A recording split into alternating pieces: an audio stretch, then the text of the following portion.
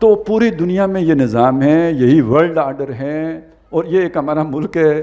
ضیاء الحق صاحب نے وہ اسلام کے نام پر ہی اقتدار کی کھیر کھائی ہے 11 سال, اسلام کے نام پر. وہ جو جنریٹ ہو گیا تھا نا ایک اسلامی جذبہ تحریک نظام مصطفیٰ کے نتیجے میں, اس کو انہوں نے کیش کیا, 11 سال کیش کیا. اب کچھ جیسے کہتے ہیں لیپا پوتی کے کچھ اقدامات کرنے تھے, جن میں سے انہوں نے ایک شریعت کورٹ بھی بنائی تھی, ٹھیک ہے.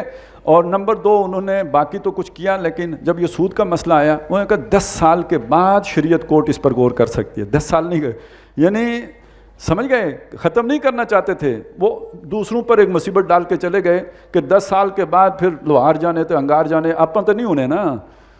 تو اپنے حساب سے انہوں نے اپنے آپ کو سیف رکھتے ہوئے شریعت کورٹ کو 10 سال کے بعد اس میں جو ہے نا سوچنے کا یعنی غور کرنے کا آپشن دیا تھا. 10 سال گزر گئے, ضیاء الحق صاحب پھٹ گئے اس عرصے میں, 10 سال پورے ہو گئے, اور اس کے بعد کوئی پاگل ہماری طرح کا چلا گیا شریعت کورٹ میں کہ جی سود حرام ہے, اس کے بارے میں آپ کیا بتاتے ہیں. سال ایک شریعت کورٹ نے غور کیا, 93 میں فیصلہ دے دیا کہ جی اصل میں دیکھیں کچھ لوگ کہتے ہیں کہ یار سود تو اللہ نے حرام کر دیا تھا, تو یہ شریعت کورٹ نے اس پر غور کیوں کیا. مسئلہ یہ نہیں ہے, شریعت کورٹ یہ میں غور یہ نہیں تھا کہ سود حلال ہے یا حرام ہے. شریعت کورٹ میں یہ بات مانی تسلیم شدہ ہے کہ سود حرام ہے. سوال یہ ہے کہ بینک انٹرسٹ سود ہے یا نہیں ہے. سمجھ آئی بات کی. اس پر فیصلہ ہوا 1 سال کے بعد کہ جی بینک انٹرسٹ بھی سود ہے, یہ جو آپ کے پرائز بانڈ ہیں یہ بھی سود ہے, فلانا بھی سود ہے, فلانا بھی سود ہے, اور تو اور ضیاء الحق کا نفع نقصان والا اکاؤنٹ بھی سود ہے. یہ جا کے 1993 میں فیصلہ ہوا. اچھا وہ وہاں سے UBL جو ہے وہ چلا گیا اپیل میں سپریم کورٹ کا جو شریعت اپیلنٹ بینچ ہے اس نے 5 سال لگائے, 6 سال لگائے, کیونکہ حکومتیں اصل میں تو UBL خود تو نہیں گیا نا, پیچھے تو حکومتیں تھیں. آپ دنیا کے ساتھ چلیں گے کیسے سود ختم کر کے. اب پرابلم سمجھ رہے ہیں, ادھر تو آپ نے شریعت کورٹ بھی بنا دی, اس کو اجازت بھی مل گئی 10 سال کے بعد, ادھر آپ دنیا IMF سے قرضہ کیسے لیں گے, دنیا سے تجارت کیسے کریں گے. پرابلم ذہن میں رکھیں. لہٰذا حکومتیں یہ کرنے نہیں دے رہی تھیں. 1999 میں پرویز مشرف صاحب کا مارشل لا لگا, وہ ذرا ابھی عبوری سے دور میں تھا, یعنی وہ ہوتا ہے نا سیٹ ہوتے ہوتے بیٹھتے بیٹھتے گرد بیٹھتی ہے. اسی دوران جناب شریعت اپیلنٹ بینچ نے وہ شریعت کورٹ کے فیصلے کو وہ قرار دے دیا کہ صحیح ہے. انہوں نے یعنی حکومت کی UBL کی درخواست خارج کر دی, لیکن حکومت کو 2 سال کا موقع دیا کہ 2 سال کے اندر اپنا یہ جو بھی کچھ ہے اس کو ٹھیک کر لو, شریعت کے مطابق کر لو اور تبدیل کر دو اس کو. 2 سال گزرے تو پرویز مشرف صاحب نے اس کے لیے 2 مزید سالوں کی مہلت مانگی. 2 سالوں میں کوئی کام نہیں کیا, لیکن 2 مزید سالوں کی مہلت مانگی. جب 2 مزید سالوں کی مہلت مانگی تو شریعت کورٹ نے ایک سال کی مہلت دی, نہیں سپریم کورٹ کے اپیلنٹ بینچ نے 1 سال کی مہلت دی, جس میں تقی عثمانی صاحب بھی تھے کہ 1 سال کے اندر اندر کر لیں. اس 1 سال کے اندر پرویز مشرف صاحب نے یہ تو نہیں کیا کہ سود کی ختم کرنے کی کوئی کوشش کی ہو, وہ سارے جج ایک ایک کر کے کھڈے لائن لگائے, اور وہاں پہ جو دوسری قسم کے وہ جو کپی شاہ قسم کے تھے ان کو لا کے وہاں پہ لگایا, اور ان کو وہاں پہ انہوں نے 1 سال کے بعد جب ان کے سامنے کیس آیا تو انہوں نے یہ پورے 10 سال کی محنت کو اٹھا کے پرے پھینک دیا. انہیں واپس شریعت کورٹ کو لکھا کہ آپ کے فیصلے کے اندر بنیادی نقائص ہیں, اور یہ کہ آپ اس کو دوبارہ اس پر غور کر کے پھر اس پر فیصلہ کریں. 6-7 سال پرویز مشرف کے گزرے, شریعت کورٹ کے قانون پہ جوں بھی انہیں واپس آ گیا تو اب آٹومیٹکلی انہیں اس پر کام شروع کر دینا چاہیے تھا. لیکن یہاں پہ بھی تو وہی لوگ تھے, اوپر سے جو ہے نا ڈنڈا بھی تھا اور ادھر گاجر بھی تھی. وہ پلاٹ ججوں ہی کو, ان کو تو جرنلوں ہی کو تو نہیں ملتے تھے نا, ججوں کو بھی تو ملتے تھے, اور صرف پلاٹ ہی نہیں ملتے تھے. ہینگی پھینگی کریں تو پھر یہ بھی ویڈیوز علیحدہ ہوتی تھیں, ڈنڈے علیحدہ ہوتے تھے. لہٰذا یہ کہ جج صاحبان نے بھی کیس لگایا نہیں. 2012 میں وہ ہمارے ساتھ ایک بزرگ ہوتے تھے کراچی سے, عبدالرزاق کوڈواوی صاحب, ان کو اللہ تعالیٰ نے ان کے دل میں ڈالی. انہوں نے آ کے شورا میں رولا ڈالا, تنظیم اسلامی کی شورا میں, کہ یار اس کو وہ تو شریعت کورٹ تو سن نہیں رہی, تو اس کو کم از کم ہمیں کوئی اپیل میں جانا چاہیے, ہمیں درخواست دینی چاہیے کہ سنوائی ہونی چاہیے. تو بہرحال کوئی ہماری قیادت تو اس کے لیے اتنی تیار نہیں تھی, لیکن ان کا دل رکھنے کے لیے فیصلہ ہو گیا کہ اس کو ہمیں پرسو کرنا چاہیے. بہرحال اس کی ایک کمیٹی بن گئی, اس کا مجھے سربراہ بنا دیا گیا, اور ایک وکیل صاحب کوئی کوکب صاحب تھے, وہ ان کو ہم نے وکیل کر لیا, اور ہم نے جا کے درخواست دے دی. پہلے تو کسی نے گھاس ہی نہیں ڈالی سرے سے, یعنی وہ ان کا دل تھا یار یہ مطلب کسی طرح ٹل جائیں سر سے. لیکن وہ وکیل صاحب ہمارے جو تھے بزرگ بندے تھے, عمر رسیدہ اور ذرا دبنگ بھی تھے, ٹیکنیکلی ساؤنڈ نہیں تھے لیکن یہ کہ وہ جو ہلا گلا کر لیتے تھے. تو بہرحال وہ کیس لگ گیا, مطلب درخواست ایکسیپٹ ہو گئی. بعد میں 2 سال کے بعد اس کی پر کارروائی شروع ہوئی تو معلوم ہوا یہ کوئی 117 لوگ ہیں جنہوں نے وہ پٹیشنر ہیں اس کے. بہرحال ہوتا یہ ابھی پیشی ہوئی, گھنٹہ 1.5 گھنٹہ کارروائی ہوئی, اس کے بعد جناب ایڈجرن ہو گیا. پھر کب ہوگا پتہ نہیں, بس 6 مہینے کے بعد پھر کوئی آ گیا نوٹس کہ جناب تاریخ ہے, پھر جاؤ, پھر یہی گھنٹہ 1.5 گھنٹہ. یہ جناب 10 سال سمجھ لیں یہی کہانی چلتی رہی ہے, 2012 سے لے کے یہ 2022 ہے.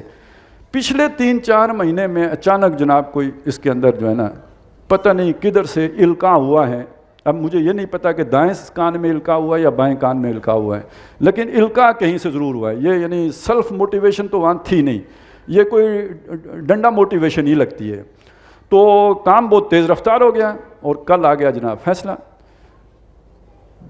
ہم تو ابھی جاگ ہی رہے ہیں, آج فیصلہ آیا جاگنے کے اعتبار سے, لیکن تاریخ کے اعتبار سے کل فیصلہ آ گیا.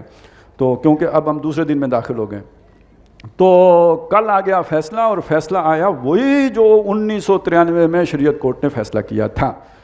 اب اس کے بعد اب میں یہاں پہ ایک فرق اور آپ کے سامنے رکھنا چاہتا ہوں, وہ فرق سمجھ لیجئے کہ سویلین حکمران جو ہوتا ہے نا اس کے خلاف آپ جو ہے نا پریشر ٹیکٹکس استعمال کر لیتے ہیں اور اس کو آپ نتھ بھی ڈالتے ہیں. آج بھی وہ جو UBL نے اپیل کی تھی اس کا جرم لگایا جاتا ہے نواز شریف کے اوپر, ٹھیک ہے, اور پیچھے وہی تھے, اس میں کوئی شک نہیں ہے, لیکن ٹیکنیکلی تو آگے انہوں نے UBL کو رکھا ہوا تھا.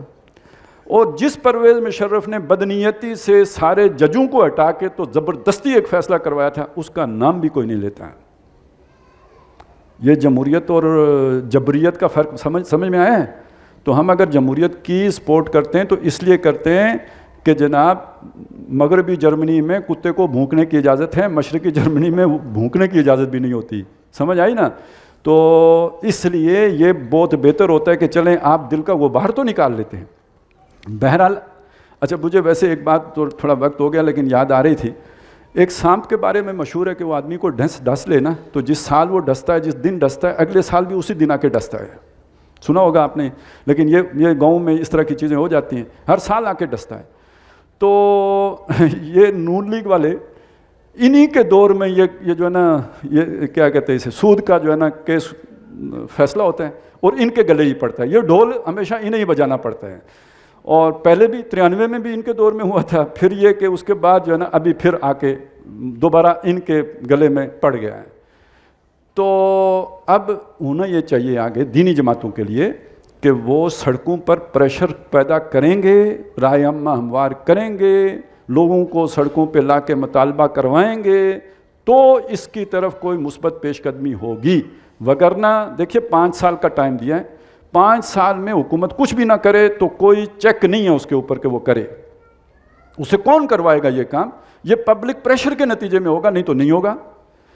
جب 6 مہینے رہتے ہوں گے تو حکومت پھر اپیل میں چلی جائے گی سپریم کورٹ, اور یہ یوں ہی وشیس سرکل ہے, یہ چلتا رہے گا. تو دینی جماعتوں نے ویسے تو ہر ایک کریڈٹ لیتا ہے کہ جی ہماری درخواست, میں نے آپ کو بتایا 117 درخواستیں تھیں جس میں یہ فقیر بھی شامل تھا, تو اور بھی لوگوں کی محنت تھی, بہت سارے وکیل تھے, پورا ایک پینل تھا, ایک گروپ تھا, اس کے پیچھے ایک تھنک ٹینک تھا, یہ سارا کچھ تھا. اور لیکن اس میں جس وکیل کی سب سے زیادہ محنت ہے وہ جماعت اسلامی کا وکیل ہے, اس میں کوئی شک نہیں ہے. اس وقت میرے ذہن سے ان کا نام نہیں, لیکن ان کی پرسنلی بہت اس میں انٹرسٹ تھی, ان کی محنت ہے. اور اسی طرح جو ڈاکٹر اسرار احمد ہیں, ان کے جو بیٹے ہیں 3 نمبر پر ڈاکٹر عاطف وحید, ان کی بھی اس میں محنت ہے. تو باقی بھی لوگوں کی ہوگی, لیکن یہ ایک جوائنٹ ایفرٹ تھی. البتہ اب اس سے بڑی ایفرٹ کی ضرورت ہے, اور وہ لوگوں کو اس مقصد کے لیے جو ہے ایک پریشر اس کو استعمال کرنا, نہیں تو یہ آگے نہیں بڑھے گا. آخری بات اس زمین میں یہ ہے, اگرچہ کہ میں نے آپ کو بتایا کہ یہ کہیں نہ کہیں سے تو آیا ہے مسئلہ, جہاں کہیں سے بھی آیا ہے, اس بات کا امکان بہت کم ہے کہ سود اس طرح ختم ہو جائے جیسے قرآن ختم کرنا چاہتے ہیں. کیونکہ پھر آپ IMF سے قرضہ کیسے لیں گے, پھر آپ کا جو ہے نا اسٹیٹ بینک دنیا کے ساتھ کیسے کاروبار کرے گا, یعنی یہ اس طرح ختم کر کے تو آپ کو آئسولیشن میں، وہ تو پھر آپ شعب بنی ہاشم میں ہیں، پھر وہ صورت ہوگی، اس کے لیے ہم تیار نہیں ہیں، ہم قوم تیار نہیں ہے۔ ہوگا کیا؟ مجھے یہ لگتا ہے، ہو سکتا ہے میں بالکل بدگمانی ہو میری اور میرا سوء ظن ہو، لیکن مجھے یہ لگتا ہے کہ یہ جو اسلامی بینکاری ہے، یہ اسلامی بینکاری کنونشنل بینکاری سے زیادہ ارتکاز دولت کا باعث ہے۔ میں نے آپ کو بتایا تھا، ایک ہمارے دوست ہیں، انہوں نے قرضہ مانگا، نہیں پتہ کرایا تھا، تو 11% ان کو دے رہا تھا، 11% مارک اپ پہ دے رہا تھا عسکری بینک، اور میزان بینک 18% پہ دے رہا تھا۔ تو زیادہ جو ہے وہ نفع دینے والا، کمانے والا تو پھر اسلامی بینک ہوا نا۔ تو وہ مجھ سے پوچھ رہے تھے کہ بھئی یہ کیا چکر ہے؟ میں نے کہا یار وہ عسکری بینک والا جو دیتا ہے اس کے نتیجے میں بندہ جہنم میں جاتا ہے، اور میزان بینک والا جو دیتا ہے اس کے نتیجے میں بندہ جہنم میں جانے سے بچ جاتا ہے، جنت میں جاتا ہے۔ اتنی فیس تو حق بنتا ہے نا جنت میں جانے کی۔ تو یہ ماڈل اگر آئی ایم ایف کو پسند آ گیا ہو، یہ ماڈل اگر ورلڈ بینک کو پسند آ گیا ہو، یہی ماڈل اگر پوری دنیا میں لانا ہو تو اس کو کوئی لیب ٹیسٹنگ بھی تو کہیں ہوگی نا اس کی۔ تو عین ممکن ہے کہ پاکستان کو چن لیا گیا ہو اس کی لیب ٹیسٹنگ کے لیے، اور پھر یہ کہ پوری دنیا میں اسلامی بینکاری کی کھڑکیاں کھل جائیں، اور یہ کہ ہمارے ہاں تو ساری اسلامی بینکاری شروع ہو جائیں۔ اور اس کے بعد آپ یہ سمجھ لیجئے، دیکھیں یہاں تو اب ٹیکنیکلٹی کو چھوڑیے، وہ اسلامی بینکاری جسے آئی ایم ایف قبول کر لے، وہ اسلامی بینکاری جسے ورلڈ بینک قبول کر، وہ کتنی اسلامی ہوگی؟ ایک جملے میں کیا یہ سارا کیا ہوگا؟ ایک بات ہوگی، اسلامائزیشن آف کیپٹلزم۔ اور یہ اسلامائزیشن پازیٹیو سینس میں نہیں، مطلب آپ شراب کی بوتل کے اوپر روح افزا لکھ کے پیش کیا کریں گے، جیسے عربوں نے ویکینڈ میرج کا نام نکاح مسیار رکھا ہوا ہے۔ تو یہ ایک کرتوت ہوگی، اور لگتا یہ ہے فی الحال کہ چیزیں شاید اسی طرف بڑھیں گی، کیونکہ اس کے بغیر وہ ول ہے نہیں کہ آپ پوری دنیا کے مقابلے میں کھڑے ہو سکیں، ول تو اتنی ہے نہیں۔ تو پھر اگر آپ اسلامی نظام لے کے آئیں گے، اسلامی سودی نظام لے کے آئیں گے، تو وہ یقیناً وہی ہوگا جو دنیا کے ساتھ ہمانگ ہو۔ تو ہمانگ اگر ہوگا تو وہ سود کا اسلامی نظام ہوگا، نام ہوگا، نظام نہیں ہوگا، حقیقت میں وہ وہی شے ہوگی۔